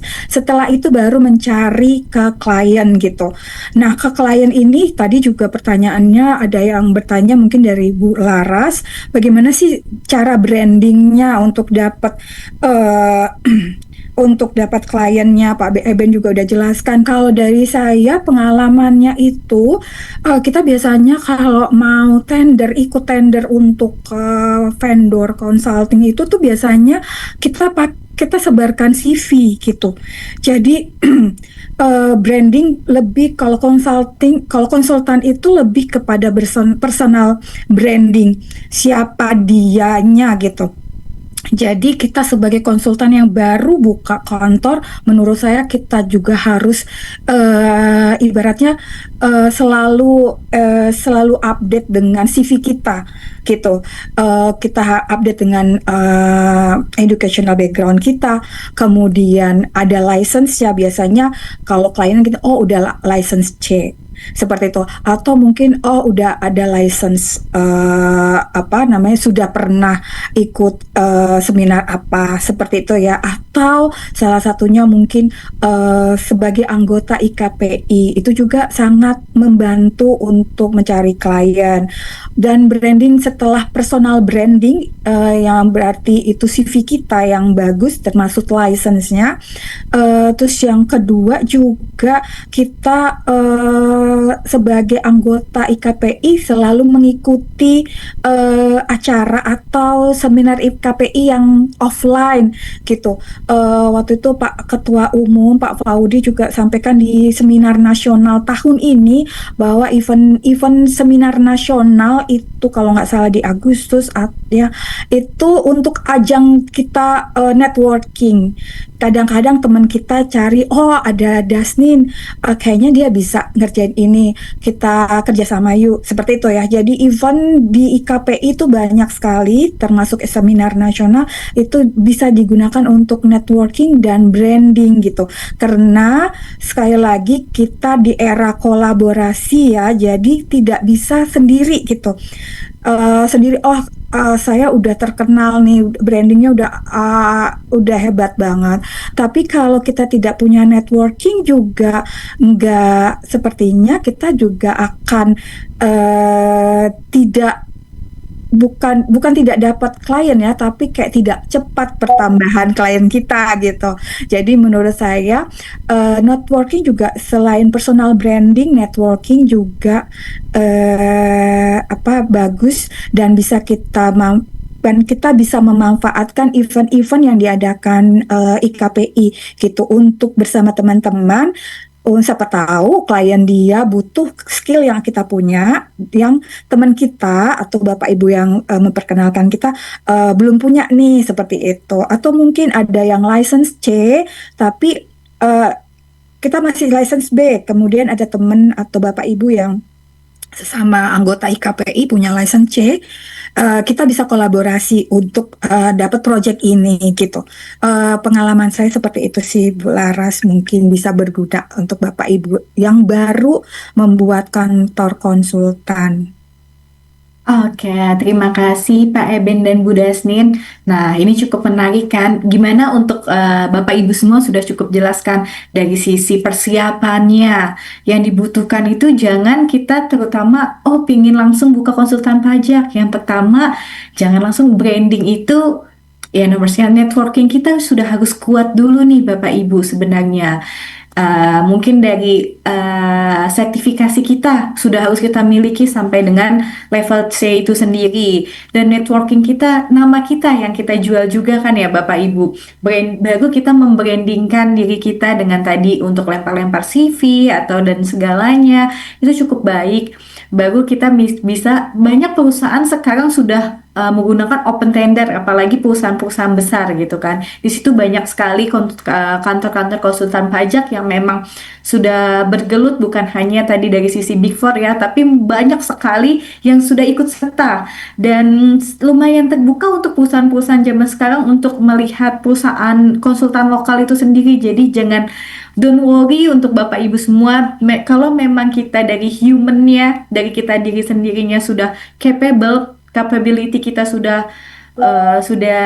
baik, dan kita percaya kok cukup confidence memiliki untuk menyelesaikan permasalahan yang dihadapi calon klien ini, mungkin mereka akan trust ke kita ya, seperti yang disampaikan Pak Eben itu sendiri, gimana caranya menjaga trust untuk calon klien atau bahkan klien itu sendiri. Nah, di sini bisa jadi untuk dari klien-klien kita yang sudah ada pun bisa mempromosikan kita sendiri nih Pak. Jadi yang dijual itu untuk konsultan pajak itu sebenarnya diri kita sendiri. Gimana kita nyaman nih, comfort kan Pak. Oh iya, sama Bu Dasnin atau Pak Eben ini kan bisa di-brandingkan sendiri nih. Oh iya nih, kita punya reuni dari teman-teman kuliah, itu juga kan bisa membrandingkan dengan secara tidak langsung ya Bapak Ibu. Nah, tadi ada yang tanya juga untuk dari sisi legalitas, Pak. Apakah dari Bu Dasnin atau Pak Eben sendiri nih, tadi ada yang bertanya nih, Pak, apakah cukup pasang plang saat kita mempunyai izin sertifikasi? Kayaknya tidak semudah itu. Karena kalau memang membangun suatu perusahaan nih dalam bentuk PT kan sudah beda ya, Pak. Nggak cukup hanya membuka plang. Ini kita mungkin secara besar, gambaran besarnya ya memang legalitasnya harus terdaftar dulu untuk membangun sebuah PT. Seperti itu sih. Eh, Pertanyaan-pertanyaan lainnya, strategi pengembangan bisnisnya nih Pak untuk berkelanjutan dan sejalan dengan kode etik Ikatan Konsultan Pajak Indonesia ini sendiri. Kalau pengembangan bisnis tadi mungkin sudah cukup dimention dengan Ibu Dasnin, mungkin bisa bekerja sama atau berkolaborasi dengan para Bapak Ibu di IKPI yang tadi kita punya klien nih, tapi harus memiliki license C, sedangkan diri kita sendiri baru mencapai license B, mungkin bisa berkolaborasi. Tapi untuk cara pengembangan bisnis suatu perusahaan ini, Pak, sustainability-nya secara jangka panjang, itu kira-kira dari Pak Eben atau Bu Dasni nih, karena kan kita nggak mau nih cuma setahun atau sampai 5 tahun aja ya, sebuah perusahaan. Tapi pengennya berkelanjutan dan tetap eksis di Indonesia. Kira-kira seperti apa Pak? Boleh sharing Pak Eben ataupun Bu Dasnin? Silakan monggo Pak. Ya, izin ya Bu Nasmin ya. Iya Pak, Biar silakan Pak. biar istirahat dulu Bu Dasmin. Ya, bagaimana ya supaya bertahan ya. Sebelumnya Bu Lara sudah saya sampaikan ya. eh, yang pertama pada saat perekrutan kita harus terbuka ya kepada calon staf kita bahwa bekerja di kantor ini nanti bakal seperti ini yang dihadapin begitu ya. Jam kerjanya kalau saat-saat tertentu tidak teratur bisa pulang lama begitu. Dan umumnya calon-calon yang mau masuk ke kantor itu biasanya udah tahu mereka itu. Ya Pak, sudah tahu Pak. Ya, kadang lembur, apalagi Januari sampai April. Oh ya bagus, siap, siap, gitu. Tetapi di seiring berjalannya waktu bisa juga mundur gitu ya. Loh, kenapa waktu di awal kita kan sudah, iya Pak, saya nggak kuat Pak. Ya, kembali lagi bahasa kita yang sebelumnya, saya dilarang orang tua saya, atau saya jadi sakit, ya, saya nggak nyaman pulang ke rumah, ya berbagai alasan. Ya, kalau tipsnya seperti yang saya bilang tadi, kita jadikan tim kita itu jadi goodwill di kantor, ya. Jadi kalau udah kita perhatikan, terus kita terbuka, kita sering diskusi, perlakuan kita memang cukup-cukup bagus, ya. Terus kita apa namanya, kita ajak untuk bergabung suatu saat nanti. Terus kita arahkan juga untuk ujian sertifikasi, terus dibiayai kantor semuanya, ya berapa kali pun. Kalau dulu kan berbayar ya, nah, kita bayarin gitu. Kalau sekarang kan enggak ya, setelah Kemenkeu ya, yang melaksanakan itu tetap kita kasih. Terus mengenai apa namanya, eh, fasilitas-fasilitas, saya nggak bilang ya fasilitasnya hebat apa segala macam, tidak ya. Tapi ya kita bisa memperhatikannya lah, kurang lebih seperti itu. Mungkin kalau dibandingkan dengan kantor-kantor besar, ya mungkin kita belum seberapanya lah ya. Tapi tips untuk mempertahankan staf ini, ya kita dekat ke mereka. Misalnya nih, kalau ada urusan, permisi Pak, saya izin ya nggak usah terlalu banyak kali pertanyaan dari kita ya, karena kan berimbang, karena pada saat lembur juga kan harus lembur ya, harus ini ya, mereka juga komitmen. Pas giliran mereka mau permisi, kita juga bersulit, ya itu juga kita hindarin ya. Jadi kita benar-benar dekat. Misalnya ini akhir tahun, apakah makan bersama, apakah nanti awal tahun makan bersama, ya terus apakah kita jalan-jalan. Mungkin beberapa teman juga itu mungkin suatu program tahunan udah ya bagi konsultan-konsultan yang ini ya. Saya nggak bilang yang besar ya, mungkin yang sangat care sama timnya, mungkin ada diajak ke mana, ke kota mana, bahkan ada yang sampai ke luar negeri. Ya seperti itulah Bu Laras ya. Nah, mungkin udah Bapak Ibu udah mungkin udah paham lah apa yang saya maksudkan. Yang pasti kedekatan kita itu jangan hanya kedekatan kepada klien, kepada tim kita di kantor juga begitu. Jadi komunikasi kita juga harus sama-sama. Gitu, Bu Laras Oke, dan terima Bapak Ibu. kasih Pak Eben. Mungkin bisa dilanjut Bu Dasnin? Yang tadi ya untuk pertanyaan bagaimana selain networking tadi yang kolaborasi ya, Bu Laras, kemudian kalau pengalaman saya untuk cari klien lainnya juga itu apa ya namanya, kami punya database perusahaan, tapi mungkin ini mungkin masukan juga. Nanti Pak Emben bisa memberi masukan eh, untuk yang baru membuat kantor konsultan pajak tetapi tidak punya database klien mungkin ya. Database-nya kalau di kami karena ada juga perkumpulan Jepang, perusahaan Jepang. Jadi pertama ya mungkin yang bisa Bapak Ibu contoh mungkin adalah karena kantor konsultan itu tidak bisa beriklan. Itu yang pertama. Kemudian kalau dibilang apa harus dipasang plang, itu ya kalau di gedung memang ada plang nama, tapi nggak ada, tidak ada yang bilang kami nomor satu dalam memberikan jasa konsultan, itu tidak bisa di dalam peraturan. Kayak sepertinya ADART atau kode etiknya tidak bisa seperti itu ya Kak. Mungkin koreksi kalau saya salah. Seperti itu karena tidak bisa beriklan, jadi kami mengadakan kunjungan, minta waktu untuk berkunjung, menjelaskan jasa kami. Seperti itu sih kalau yang kami lakukan. Kemudian setelah itu kami selalu melakukan rutin untuk webinar gratis gitu. Webinar gratis kami undang dengan email aja dan waktunya kapan kita samakan.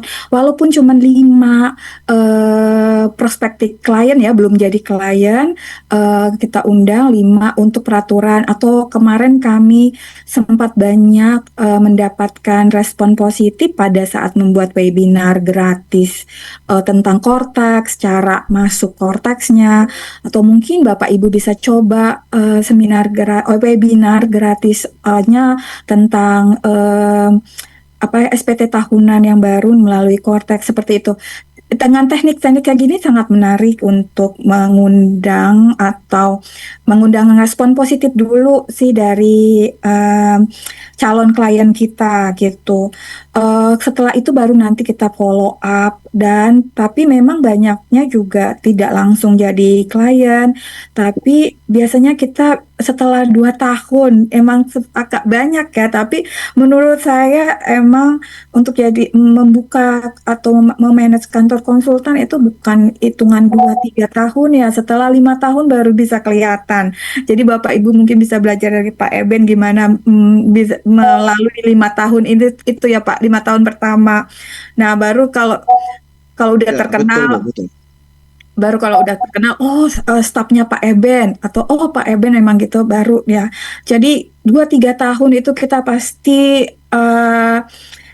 istilahnya berdarah-darah Bu. Jadi memang kita akan banyak kunjungan, dan ya sekali lagi variabel cost-nya lagi jadi banyak karena kita ada kunjungan ke yang belum tentu jadi klien juga. Tapi ada istilah yang saya sangat catat kalau di perusahaan saya ya, itu dia bilang nggak apa-apa ditolak sekarang, yang penting nama kita sudah masuk ke dalam, kita sudah menukar kartu nama. Yang penting dia tahu gitu. Yang penting Dasnin tuh ternyata ada jasa ini. Seperti itu.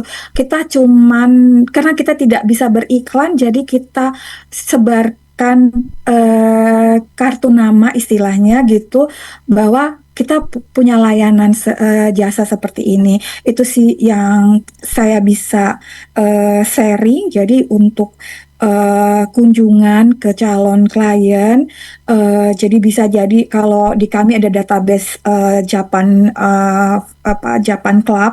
Kalau mungkin di Bapak Ibu bisa juga dengan database di teman-teman reuni SMA atau teman-teman Iluni ya, biasanya kayak gitu. Boleh dong kartu namanya, boleh nggak berkunjung gitu ya. Cuman 30 menit itu sangat berharga untuk kita konsultan. Karena 30 menit kita cuman kasih tahu aja nama kita, tukar menukar kartu nama, itu bisa jadi 2 tahun kemudian mereka bisa engage dengan kita seperti itu.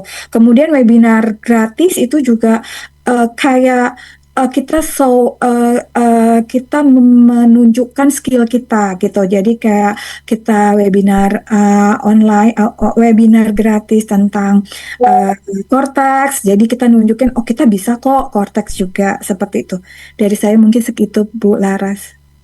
Oke, baik. Terima kasih Bu Dasnin dan Pak Eben. Nah, cukup Bapak Ibu semua cukup jelas ya apa yang disampaikan dengan Pak Eben dan Bu Dasnin ini untuk berkarir dan sustainability untuk berkecimpung atau mengembangkan kantor konsultan pajak itu sendiri. Nah, di sini saya pengen tanya lagi nih Pak. Di sini kan kantor konsultan pajak sudah cukup lama ya. Kita kan bukan berkompetisi ya.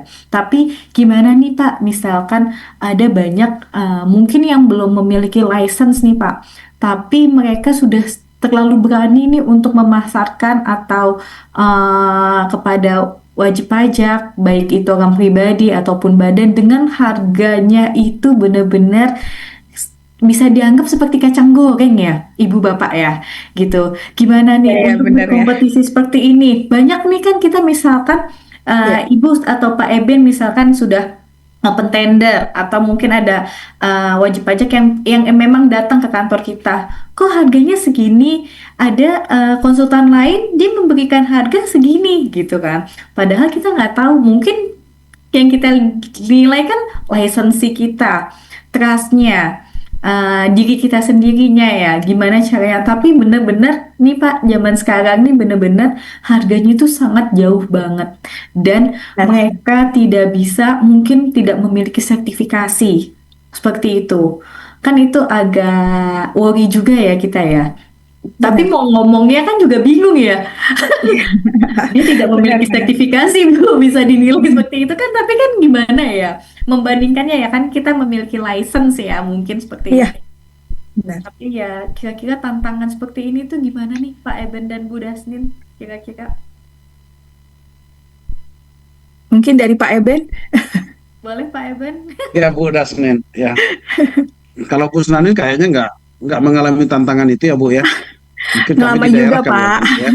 mengalami juga Pak. Iya, iya, iya, sering kita hadapin seperti itu ya. Pak, kemarin ambil untuk persentase fee-nya cuma sekian Bapak kok mahal gitu. Terus kita tanya, maaf Bu, boleh nggak ya tahu siapa? Aduh, nggak enak kami Pak ngasih tahu. Oke, kalau nggak mau kasih tahu namanya, waktu presentasi Ibu nanya enggak punya izin praktik apa enggak? Nah, kalau sudah jawabannya tidak langsung cepat, wah, ya kalau kami punya izin Bu, ini izin kami kita jelasin. Dan kami juga diikat oleh kode etik, ada PMK, terus ada standar profesi kami juga, ada ADART kami juga. Jadi kami tidak bisa macam-macam Bu dalam menjalankan penugasan. Jadi kalau Ibu misalnya nih suatu saat misalnya mau nanya siapa kami, silakan aja ke asosiasi. Jadi kami terdaftar Bu. Jadi hak Ibu ya kewajiban kami harus laksanakan, kami sudah diikat. Jadi kita ceritain aja kelebihan kita punya izin itu seperti apa. Dan kami yang punya izin ini pun sudah melalui ujian, ada license A, B, C itu. Jadi kalau Ibu nanti misalnya nih hanya fee, terus Ibu mencari yang tidak punya license, suatu saat ada masalah, Ibu nggak bisa mau melapor atau mengadu ke siapa, nggak bisa. Kalau kami ada asosiasinya Bu, dan kami selalu pegang itu. Baru yang berikutnya lagi kita coba Ibu bandingkan misalnya dari kemampuan kualitas, ya pasti lebih bertanggung jawab lah kami, karena kami sudah punya license, sudah teruji ya. Berbagai kelebihan dengan punya license kita itu ya. Terus eh, yang berikutnya lagi, kalau ada yang seperti itu kita kalau ada audiensi ya ke kantor pajak, baik ke Kakanwil ataupun misalnya KPP, kita selalu ingatkan lah atau kita usulkan, kasih masukan, tolong kalau kami yang berizin ini ya agak kesulitan misalnya kalau ada yang tidak punya license diterima juga sebagai kuasa ya. Uh, Mohonlah supaya itu dipertimbangkan karena kami yang punya license ini kewajibannya juga banyak ini. Kami harus punya SKPPL baik TS maupun NTS. Terus kami juga sudah berjuang mulai dari ujian apa segala macam ya. Kalau kami juga misalnya suatu saat mau dipanggil melalui asosiasi bisa cepat. Tapi yang tidak punya izin itu ya mungkin kebalikannya. Jadi kita selalu ingatin juga. Dan ada juga misalnya teman-teman di DJP itu ya memang mendukung kita ya karena kita misalnya di sini di bawah bendera IKPI ya udah kita selalu promosikan aja IKPI dan ke klien-klien atau teman-teman juga selalu kita bilang kalau mau cari konsultan itu tolong ditanya izinnya dulu ya. Saya misalnya dari IKPI ada izin enggak? Oh ada, di asosiasi mana gitu. Jadi IKPI itu organisasi terbesar, terlama, anggotanya sudah banyak, sudah 60 tahun. Jadi selalu kita promosikan. Mudah-mudahan ini bisa membantu ya supaya para pengusaha itu mencari yang punya license ya. Terus kendalanya memang iya, tapi nggak bisa juga ya di apa itu nggak bisa dipungkiri juga, nggak bisa dipungkiri juga WP-WP ini kan atau perusahaan ini kan bisa aja karena kurang paham ya. Apa sih bedanya yang punya license sama tidak? Kalau toh bisa diselesaikan, kan nggak ada masalah. Kan begitu ya. Mungkin ada juga yang berpikiran seperti itu. Apalagi ada yang bercerita temannya, oh saya lebih murah yang nggak punya license. Selesai kok. Ah, itu yang susah kita hadapin gitu. Karena belum ada tindakan Kalau ketahuan yang tidak punya lisensi memberikan konsultasi atau mendapatkan kuasa, belum ada juga tindakan ya. Itu sih dari saya, Bu Laras, ya. Tergantung kita menjual yang punya lisensi itu seperti apa kelebihannya. Terima kasih. Oke, baik. Terima kasih Bu Eh, Dasni, Pak dan Pak Eben. Sepertinya waktunya cuma tinggal 8 menit lagi. Mungkin dari teman-teman saya pilih dari kolom chat ini ada yang bertanya lagi kah? Bu Laras, mungkin Mm-mm. sebentar sedikit tentang tadi Vi. Oke, boleh Bu. Ah, Monggo ditambahkan. mungkin pertanyaannya tepat banget untuk saya promosikan produk dari sistem departemen kami, sistem Mm-mm. pengembangan sistem pendukung pengembangan bisnis anggota. Ketuanya Pak Doni mungkin juga join, dan Pak Doni izin Pak. Kemudian ada wakil ketuanya Pak Milko, dan anggotanya ada Bu Michelle, Pak Rizky, ada Ratri juga, kemudian saya sendiri. Itu Pak Doni Pak Doni dan kami sedang membuat standar fee untuk konsultan, Pak. Jadi nanti IKPI punya standar fee-nya, Pak, gitu. Eh, Kabar baiknya nanti akan launchingnya kapan itu nanti Pak Doni setelah semuanya selesai didiskusikan, mungkin di tahun depan bisa ada standar fee-nya. Jadi kita nggak lagi harus eh, bersaing dengan yang sekarang lagi banyak beredar yang cuma 500.000 per bulan. Nah, IKPI akan mengeluarkan standar fee gitu. Nah, standar fee-nya itu akan menjadi acuan untuk Bapak Ibu konsultan atau yang sudah juga sudah membuat kantor pajak sendiri. Nah, itu bisa menjadi referensi kita untuk membuat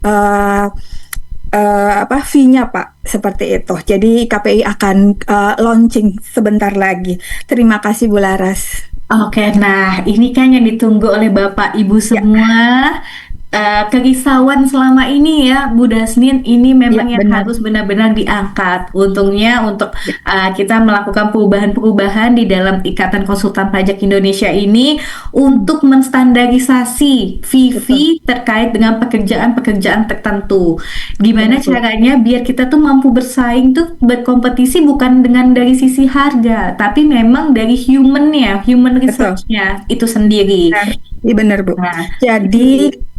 anggota jadi konsultan pajak yang terdaftar di IKPI itu beda dengan konsultan pajak lainnya karena kita punya standarnya, Bu, gitu. Betul, itu dia. Nah, jadi tidak perlu risau lagi ya Bapak Ibu semua, nanti akan dirilis insya Allah awal tahun depan ya Bu, ditunggu Pak Doni dan Ya, Bapak Ibu semua selaku tim untuk nanti kita tunggu kabar baiknya. Mungkin nanti bisa dipublish perkiraannya tanggal berapa. Nah, cukup cukup menarik juga nih Bu, karena memang ini kerisauan semuanya ya Bu ya, seluruh Indonesia bahkan. Karena ya kadang-kadang kok harganya seperti itu gitu, nggak tahu outputnya seperti apa. Tapi sedangkan dia nggak belum jadi klien kita kan dia nggak bisa membedakan Bu apa yang kalau misalkan output dari pekerjaan kita seperti apa dengan output yang dikerjakan oleh orang lain dengan standar fee-nya itu seperti itu. Wah, di Bu kolom komennya sangat rame Bu, banyak yang antusias dari Bapak Ibu semua nih dengan adanya perubahan ini. iya, Oke. Nah, di sini udah cukup untuk standar fee udah terkonfirmasi lah ya Bapak Ibu. Nah, di sini kita pengen sebagai penutup aja nih Bapak Ibu. Prinsipnya untuk menjalankan sebagai konsultan pajak nih pastikan dari Bapak Eben ataupun Ibu Dasnin ini pasti banyak nih naik turunnya atau roller coasternya ya Pak ya. Tidak semuanya baik-baik aja. Kira-kira bisa sharing sedikit kah untuk Bapak Ibu di sini juga yang baru mengembangkan kantor, gimana cara survive-nya juga seperti apa dan bisa berkarir berkepanjangan juga, dan dengan adanya diferensi-diferensi nilai sosial atau dengan tetap berkompetitif dan dipercaya oleh klien itu sendiri. Kira-kira bagaimana dari Pak Eben atau Bu Dasnin sebagai penutup dari materi kita hari ini? Boleh di close dengan kalimat-kalimat yang mungkin bisa membuat semangat untuk para Bapak Ibu semua yang baru-baru mengembangkan kantor konsultan pajak. Seperti itu. Mana Bu Nasdin duluan? Pak Eben mungkin Pak. Ya, ya, closing dari saya nggak banyak ya, waktunya juga udah ini. eh Ya, ada istilah sekali layar terkembang pantang kita surut ya. Walaupun memang ada guncangan, ada masa-masanya, ada kasus yang banyak, ada masa-masanya sepi, tapi itu biasa dalam bisnis. Yang pasti ya tetap percaya aja sambil menunggu klien, ya tetap persiapkan dirinya tadi untuk mempelajari semua aturan-aturan sambil mengembangkan diri, sambil mempromosikan gitu.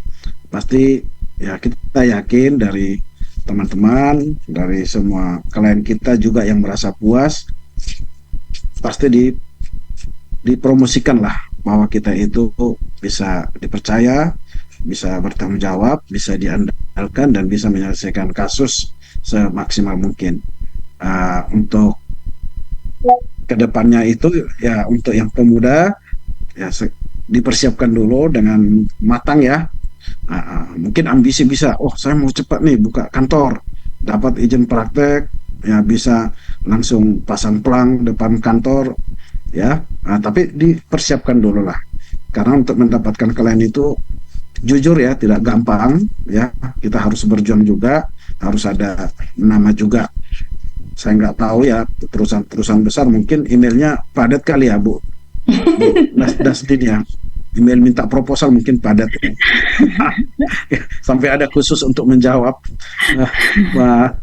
apa proposal dari perusahaan. Tapi kalau misalnya dari saya sendiri ya, saya setuju ya yang dilihat itu bukan nama kantornya tapi pribadinya. Ya, misalnya, oh ini siapa yang dilihat? Oh, Bu Dasnin, Bu Laras itu yang dilihatnya. Biasanya kantornya yang nomor 2 gitu. Yang berikutnya lagi ya untuk Bapak Ibu, ya kalau ada yang salah ya ini closing sekalian ya, closing statement Iya, ya betul, Bu Pak. Laras ya.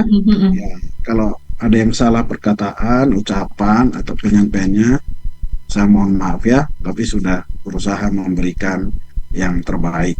Kalau jalan-jalan nanti ke Medan, silahkan dikabarin ada durian yang enak di Medan. Biasanya kalau orang Jakarta makan durian, kuliner di Medan enak-enak ya.